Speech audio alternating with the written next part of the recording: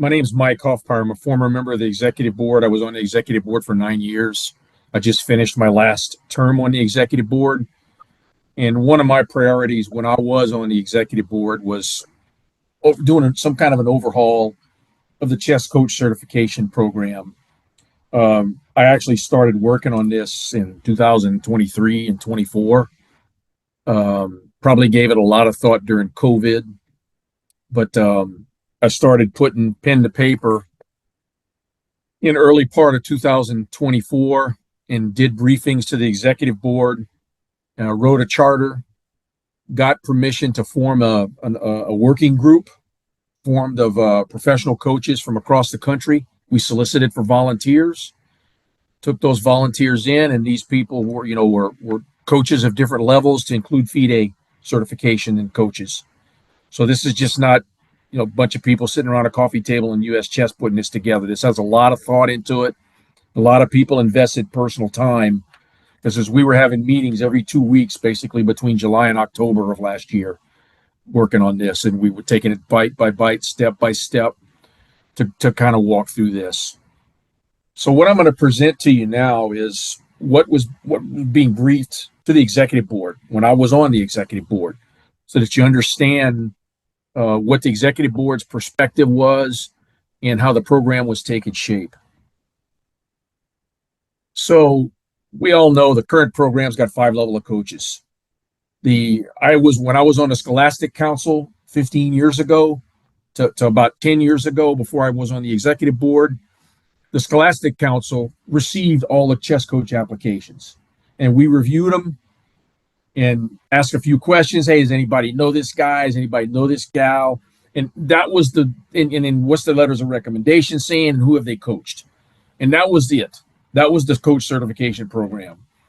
And what caught my eye was just how easy it was for somebody to get something that I thought was extremely important to chess: a certification as a coach. And it was just really easy for somebody to get it. There was no instruction involved. It was just, tell me who you knew, show me what you've done, and give me a couple of letters, and we all look at it in a Scholastic Council, and that was it. And that was serving a purpose for a while, because many of you may know, who are my age, that this thing was the brainchild of Dwayne Barber back as early as the 80s, when coaches were saying, I can't get into the local school because I don't have anything that shows that I'm a coach. So that's what gave birth to this program in the early 80s. And Dwayne put pen to paper and wrote the program from scratch. And that was the program that was followed, literally all the way until 2023. And we just saw that it's time to pump up the game here, because if we want to professionalize coaching, have it be a meaningful credential, and have it be recognized as a professional certification, we've got to pump up the volume on this thing and put meat into it and figure out a right way to do it. So we had these 5 levels that we're always, all knew about. So the idea is we got to bridge this gap between the old program and whatever's going to be the new program. And we've got basically 2 years to do it. There's a way that US Chess laid this out, starting this year in 2025, going through the end of 2027. So basically 2 full years. So in today's program, those 5 levels of coaches are going to transition into 2 different titles that will be awarded by US Chess to people who pass through a program of certification. The certified chess coach will encompass the old level 1, 2, and 3. The certified professional chess coach will encompass the old national and professional levels of certification. And because we have this huge gap and people still have credentials, US Chess, the executive board, we extended all existing coach certifications at least until the end of 2026. And we did that back in July when I was still on the board. After one of the briefings, I said, look, we got to extend people's current certifications so that, things just don't evaporate. And so I anticipate, the board doing another extension through much of 2027, sometime next year, based on how the program is rolling itself out. So the future program, by the end of 2027, the certified chess coach will be, people who already have level 1, 2, and 3 can transition to the new program. There will be an abbreviated certification program of instruction given by what's called a certification authority. And we'll talk more about what a certification authority is in a few minutes. But there'll also be background checks conducted from time to time on people, as well as requirements for safe play training, just like tournament directors have today. So coaches will have to take safe play training, and there will be background checks. There will be, for someone who's going to be joining the program as a new coach, there'll be a full program of instruction that's offered by a certification authority, plus the background check and the safe play training.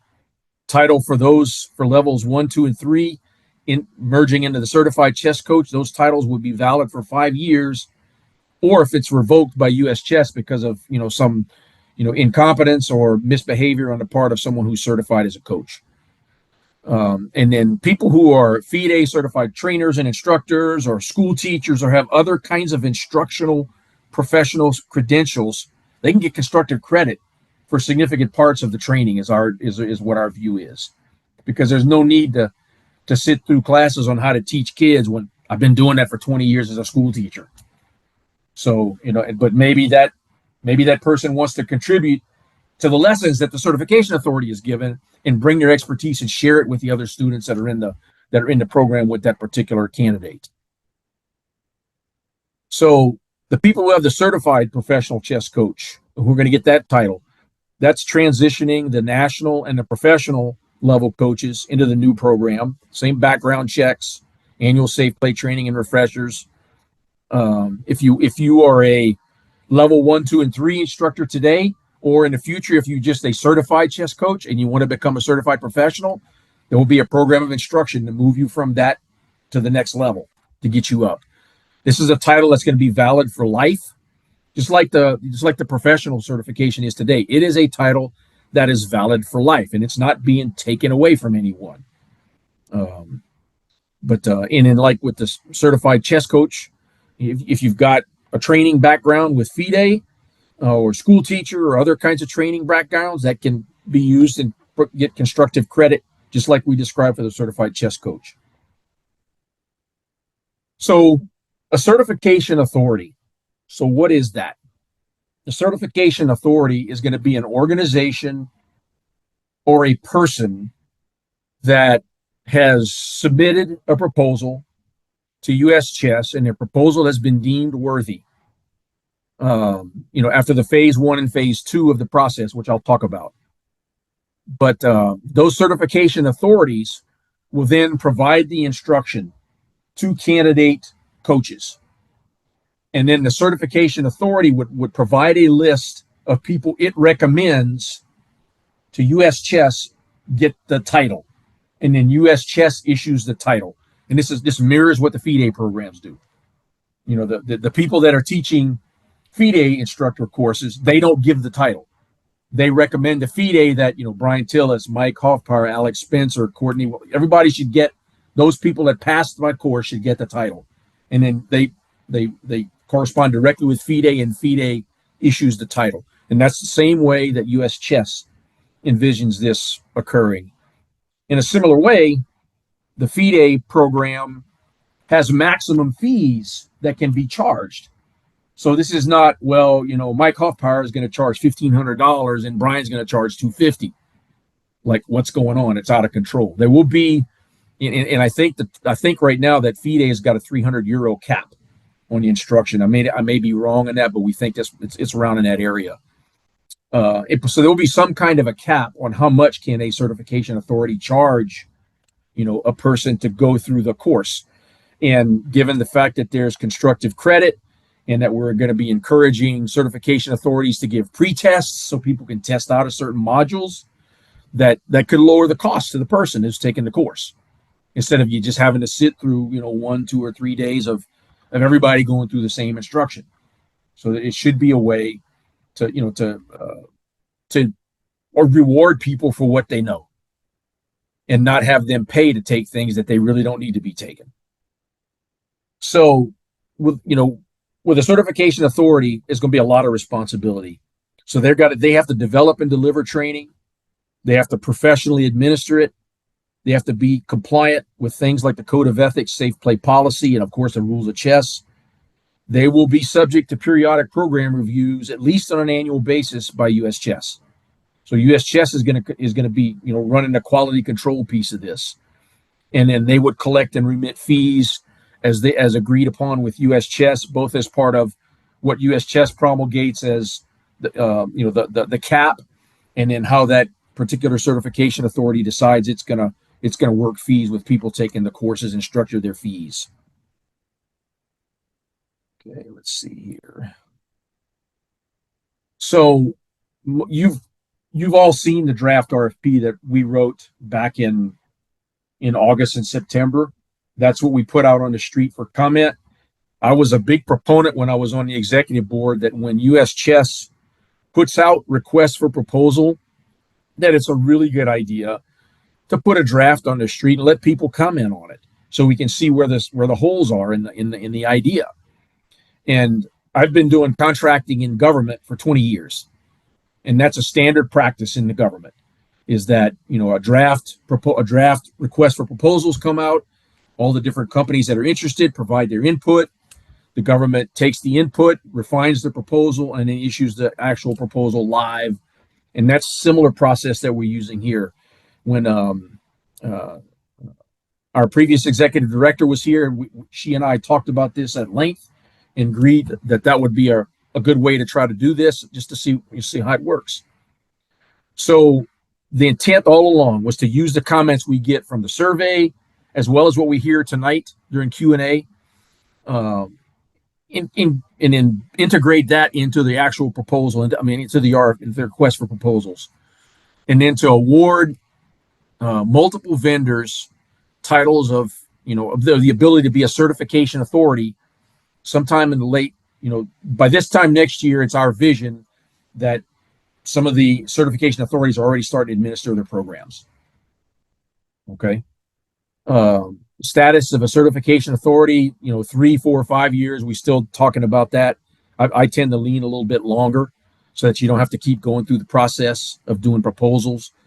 And there will be an ability in this to on-ramp or off-ramp if you got somebody who's not performing, because one of the things that the certification authorities are all going to be subject to is surveys sent out by U.S. Chess to people who have gone through the courses as part of the quality control mechanism.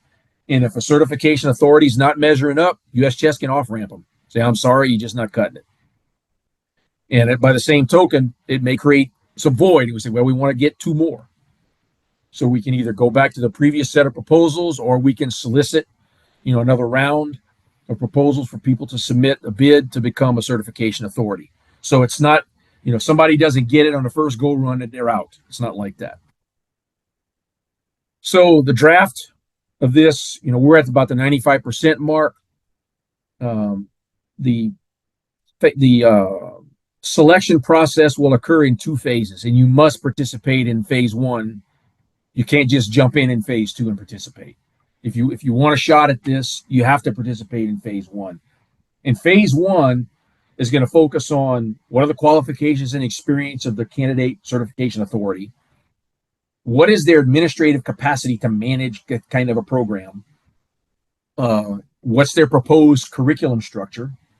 And how do you intend to deliver? Are you going to do it just online? Are you going to do online and in person? Or are you going to do hybrid? Are you going to do web-based training? So there's lots of different ways that you can use as a delivery model. And then what's your quality control plan within the guidelines that U.S. Chess is going to put into the RFP? And what's your staffing plan? How are you going to staff what you're putting together? So those are going to be the things that we're looking at in phase 1. Phase 1 is not focused on how do you teach a class. Phase 1 is more focused on, do you have the administrative backbone and the qualifications and experience to go into phase 2, where we're going to look at the details of instructional programs.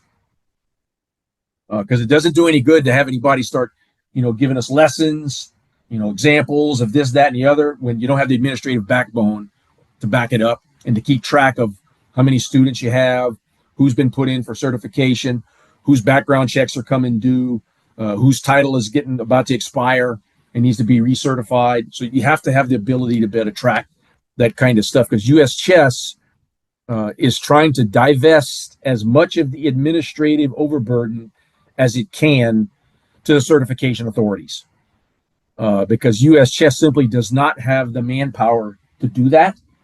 And it would be inordinately expensive for U.S. Chess to charge every coach to have to pay to hire one or two more employees, at salaries where you're talking, you would price yourself out of any kind of a market to do anything. So U.S. Chess is trying to, put a lot of the administrative tasks down onto the certification authorities to see if we can make that work. And then we get into phase 2. That's when we'll get into the instructional details, resumes of your instructors, what's your plan to train up your employees, and then more details on your cost structure and your program. So right now we're in the lower left-hand corner.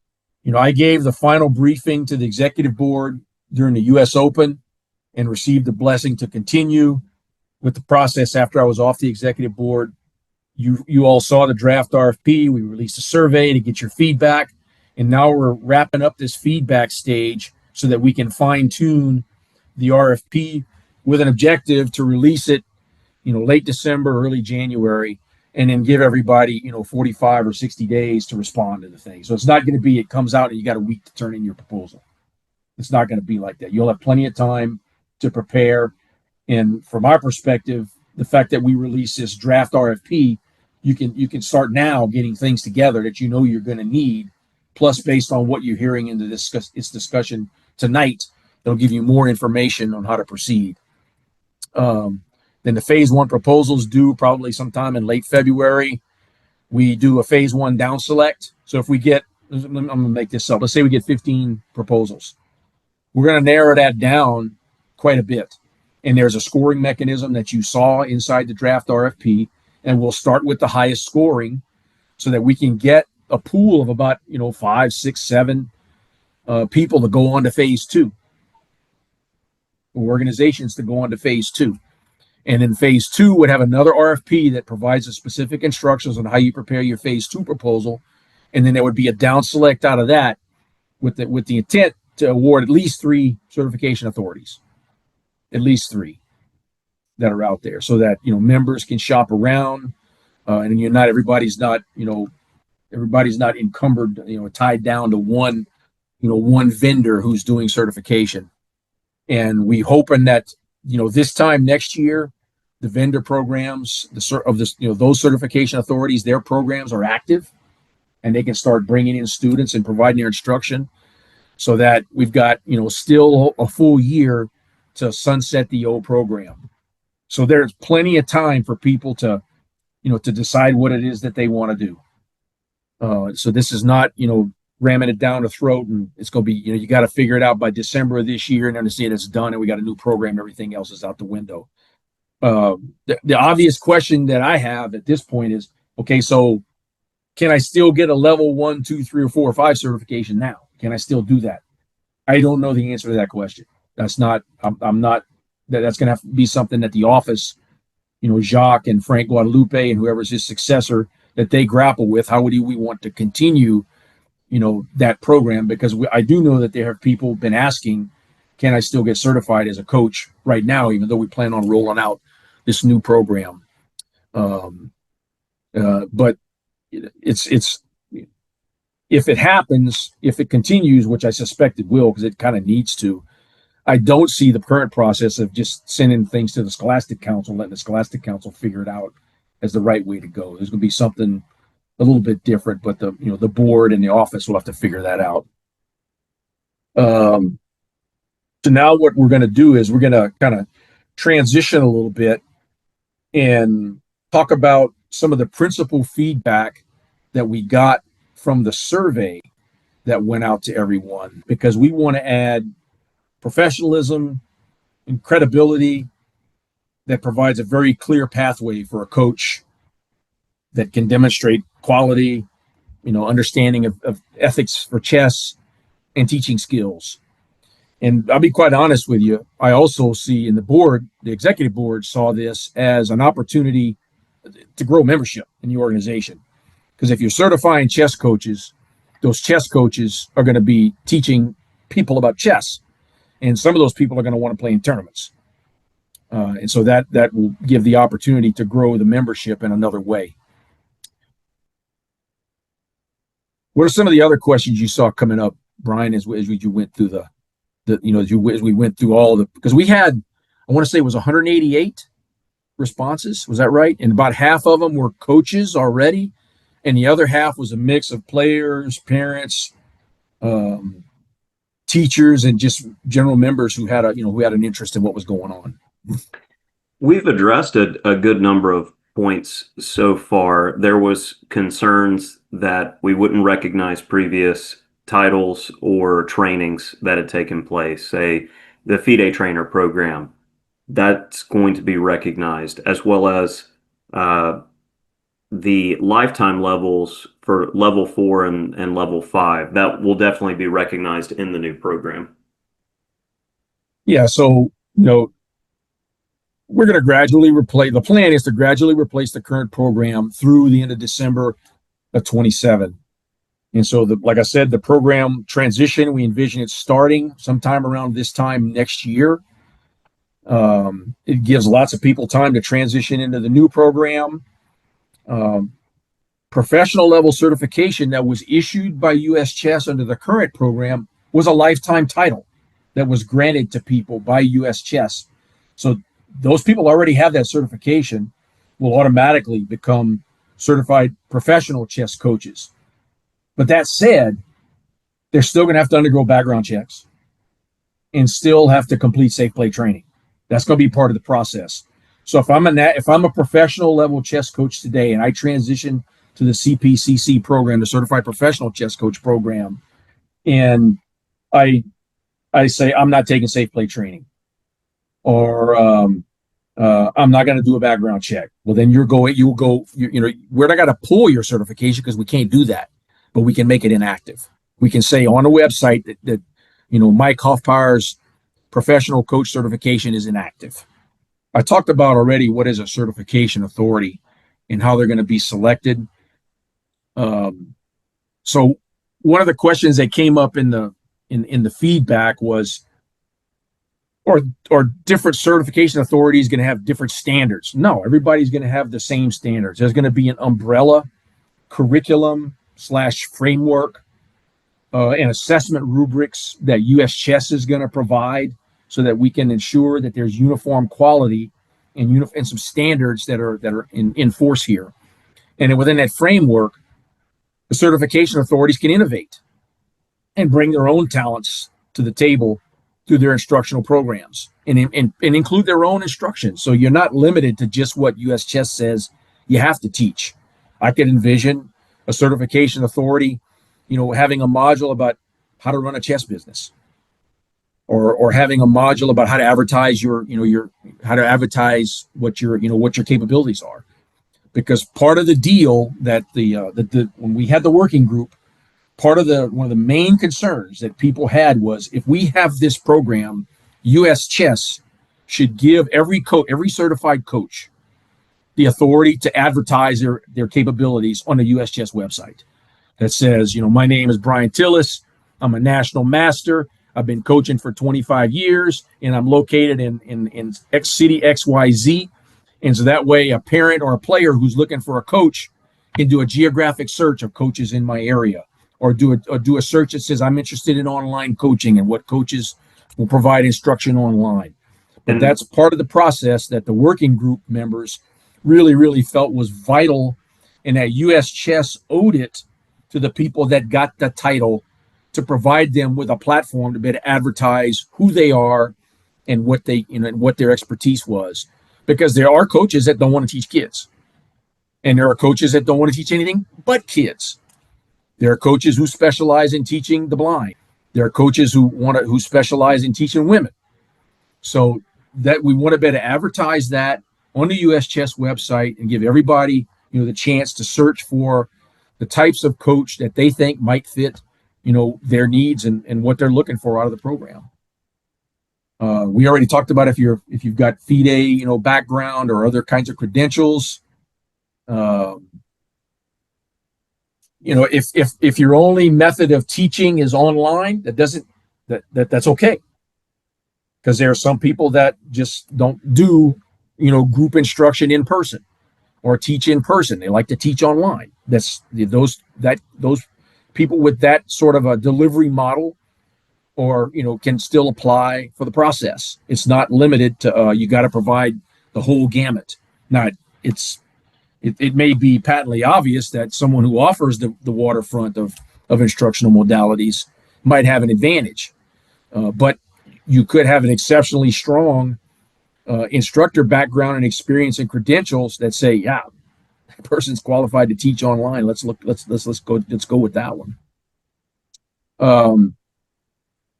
Brian, how much time do we think, what's kind of US Chess's idea about how long, would a certification authority's, coursework take someone to complete if they were taking a full course?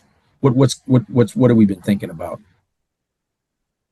From the working group, I think we were looking at mirroring similar to what the FIDE trainer style is over the course of a weekend, say a few days, doing a number of hours of coursework and potentially having modules that can be paired with that in order to test different things. Because we're very much not looking for a one size fits all program, but something that you can opt out of and test with, and those modules will definitely need to be created. Yeah, another thing that came up in there was, okay, so how are these certification authorities going to evaluate, and how are they going to assess people that are candidate coaches? Um, that's still, I would have to admit that that's still a work in progress, but I would envision that there is a possibility that a certification authority could be having each student in the class give a sample lesson so that you can see what the person is capable of doing. So it's not just take the classes, sign the piece of paper, pass the test, and you're done. So it's got to be more than that. I mean, when I was as a project management professional, when I went through the boot camp for 5 days, part of it was writing the project management plans, and your project management plans got scored. And I remember scoring 79, out of 100 on the thing. So it told me I had a lot of studying to do before I took my 4-hour exam. Now I'm not saying this is going to be that rigorous, but the idea is that you want you want a certification authority to be able to assess people in the environment in which they're planning to teach, as opposed to just granting a title and and then let them go out there and find out that the person has no idea how to teach, even though they had a class. They have no idea what they're doing. There were concerns about protecting privacy and personal information of people who go through the program, and that is part of the security mechanism that's going to get assessed, both in phase 1 and phase 2. Because, if you don't have the infrastructure to secure people's personal information, that's a real danger. So, birth dates and addresses and email. I mean, I've seen cases already in the ethics committee where somebody got a hold of somebody's personal information and was using it to solicit people to join their chess club, and was doing so, completely unauthorized without US chess approval. And that's just wrong. That's just absolutely wrong. So we want people that are going through the courses to feel as though their personal information is secure and it's not being used by that certification authority or US chess for any purpose other than to take the course, unless that person says, yes, US chess can use my email address to send me information about tournaments, or the certification authority can use my email address to tell me about other courses that it's offering down the road. Other than that, we want to keep that people's information private. What's going to happen if I'm a coach, if I'm a level 1, 2, 3, 4, or 5 coach, and I don't transition to the new program, by the time it's put into effect? What happens to my my certification that I already had as a level 1 through level 5. So the list that currently exists on the U.S. Chess website that has the 150 or so coaches that are on it. People on that list who don't transition to the new program, their names will still be listed, but it'll just say inactive next to their names because they haven't transitioned to the new program. So they won't be like delisted or anything like that. Just they're going to be listed as inactive. And they're not going to be decertified because they're just let their certification expire, so they're inactive, is what will happen. And the people with the professional titles, the same for them. It'll just say inactive. I think that's it, Brian. Why don't we go ahead and open up the floor for questions for about 20 minutes or so? Yeah, if and in order to keep it orderly, just please, if you have a question you'd like to ask, raise your hand and we'll queue it up and we'll go one by one. All right, Jeffrey. Hello, can you hear me? Yes. All right, so this is a quick question. What's the difference, I guess, in training before a chess coach and a chess professional coach? It's not just the training; it's also the experience. The background and the credentials of the individual. So both of those are going to play into that. It's so somebody who just started learning how to play chess and now they want to teach chess, they can't just put in to become a certified professional chess coach because they don't have the background and experience to do that. And do we know yet? Well, exactly how many years of experience do you need? Exactly what background do you have to have? Exactly what credentials do you need?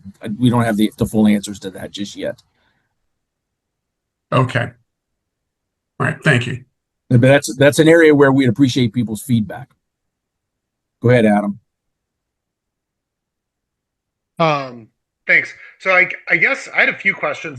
The main one was actually similar to that one about experience. Like, do you envision that there's sort of like uniform standards as far as the experience goes to become each of these two levels? Or is that something that would vary depending on who's doing the training? And I guess the reason I ask is I could see like there could be problems if one organization or person is doing training with less requirements than others, and then people just kind of flock to that because it's sort of like the easy one. So I guess that's my first question. No, there'll be minimum standards everybody has to adhere to. Mm-hmm. And already when you look at the current system in place, there were certain things, like for Pro Coach Level 5, you had to be, I think it was at least 2,000 rated without falling below it for like 5 straight years. Coach X number of teams, almost 10 years of excellence at the state and national level. We're not going to be as rigid with a number of those requirements. It's a focus more on the training at this point. Because one of the real measures is going to be is how well does somebody teach, and figuring out how to quantify and qualify that in words is going to be interesting, because just because somebody's rated 2,200 or they're FIDE master does not mean they can be a good coach. And vice versa, somebody who's rated 1,400 or something can be an excellent coach. And there are lots of players who are going to our Scholastic Nationals and other major tournaments who are taught by coaches who are nowhere near expert level. And those players are experts. So there's an art to the teaching, and we're going to try to figure out what's the formula that allows you to describe what's the art to that teaching, so that you're establishing that as one of the minimum criteria.